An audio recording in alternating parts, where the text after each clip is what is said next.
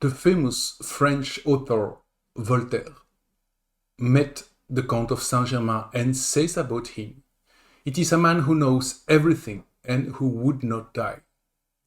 In this video, we are going to explore the supernatural reputation of the Count of Saint Germain when he was active in the second part of the 18th century.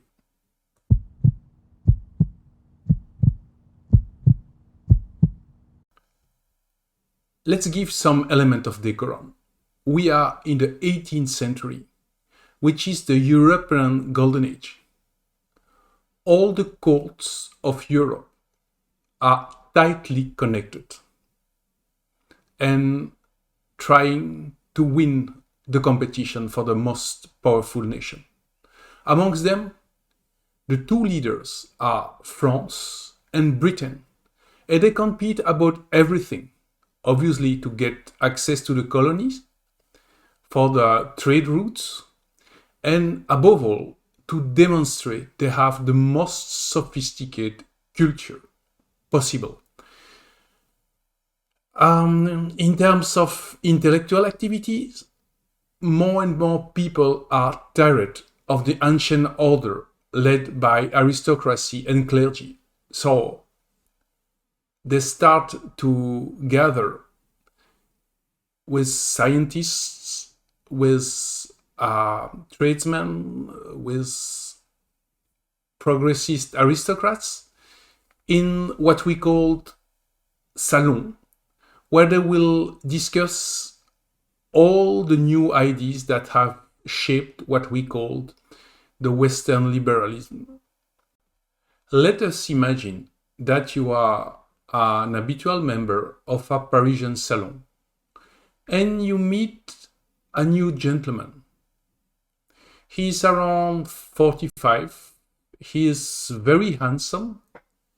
He's very classy, but with a sober outfit. But if you look closer, he's covered by gems. And well, your neighbor who is in the gem trade is telling you that these are real gems and they're worth a fortune. That gentleman we may call a dandy is not only brilliant through the gems, he speaks all the time about everything. And people get just mesmerized by his speech. Who is that gentleman, you ask to your neighbor? Oh, you don't know him? It is the famous Count of Saint Germain. As you don't know him, you say, well, and what does that gentleman do? Well, he's omniscient, he's eternal, and he's a magician. Well, obviously, you want some proofs. Voltaire, who was not an idiot and who has met Saint Germain, was telling about him that he knew everything. What does that mean exactly? Well, that means that the Count was able to speak with authority in any technical subjects. That means he have met the brightest intellectuals and specialists in their domains, and he was able to teach them things in their own domains. He was speaking 11 languages, and he was proficient in dead languages like Hebrew, Sanskrit, or Latin. He was capable to situate any historical event with such a level of details that it sounds like he have been and lived personally those events. He also plays violin and clavecin perfectly. He composed music, and it is said that he have demonstrated several times that he could master any instrument within half an hour. So Obviously, for moderns, there is not such thing like omniscience, but we may give credit to the Count of Saint Germain because he was able to impress so many intellectuals of his time that he must have had a very, very solid level of knowledge in many aspects to be able to leave such an impression. The Count of Saint Germain was a famous alchemist. We know that because there are some solid historical proof that he was occupying the castle of Chambord when he was in France to establish his laboratory. He also created another lab in Germany to study the fabrication of pigments. So there is no historical doubt about his presentation as an alchemist. But alchemy is not only the ancestor of chemistry, and by that time it was still possible to be both an alchemist and a chemist. For instance, Newton, the famous physicist, was also an alchemist. But Count of Saint Germain was famous to have three powers that are nowadays considered as absolutely supernatural.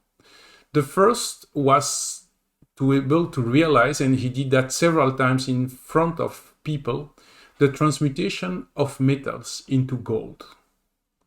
And in the party, they invited people such as metallurgists and scientists.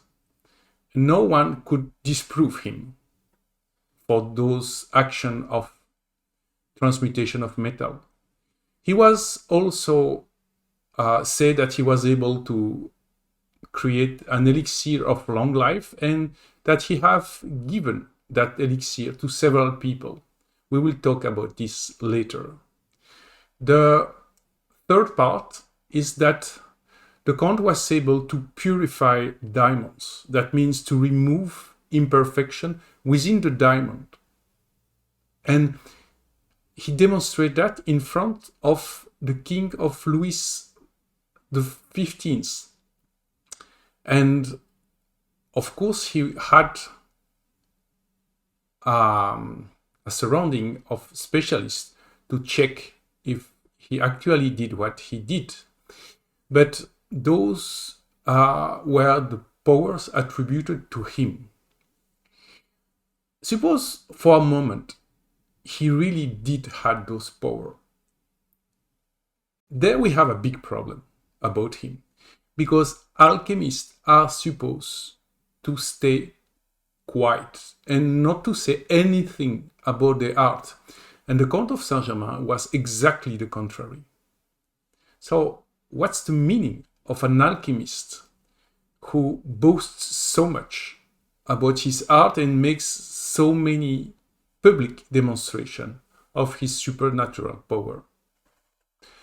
The Count of Saint Germain has a reputation of immortality, and that reputation appeared in Paris when he arrived in 1758, because he met two senior members of the court who, independently one to another, attest that they have met him in 1710, 48 years earlier, and they attest that he had exactly the same appearance almost 50 years before.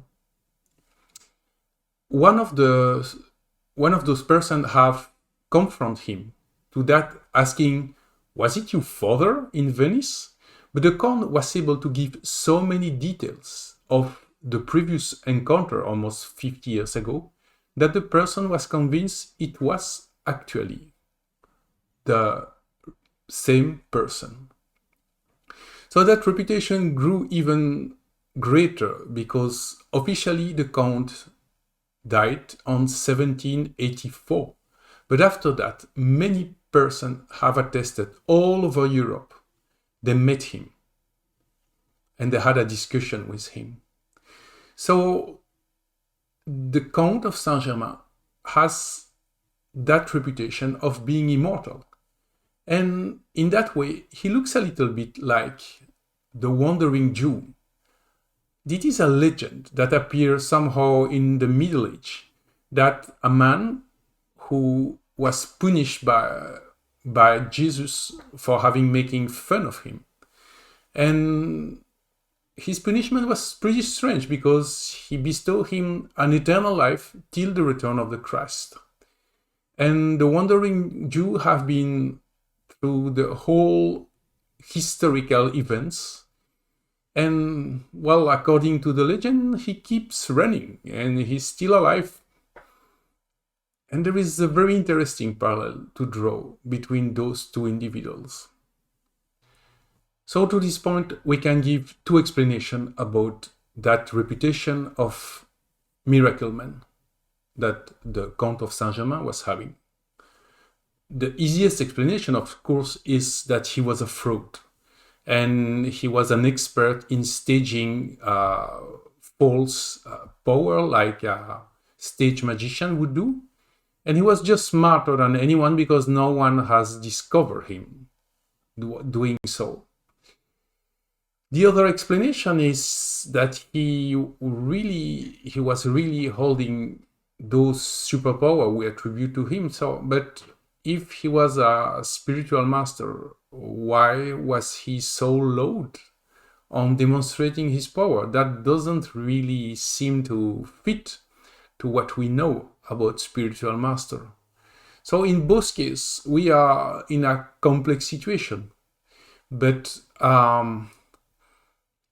we can be sure of one thing, is that he has an extraordinary reputation and he must have had extraordinary talent to get that reputation.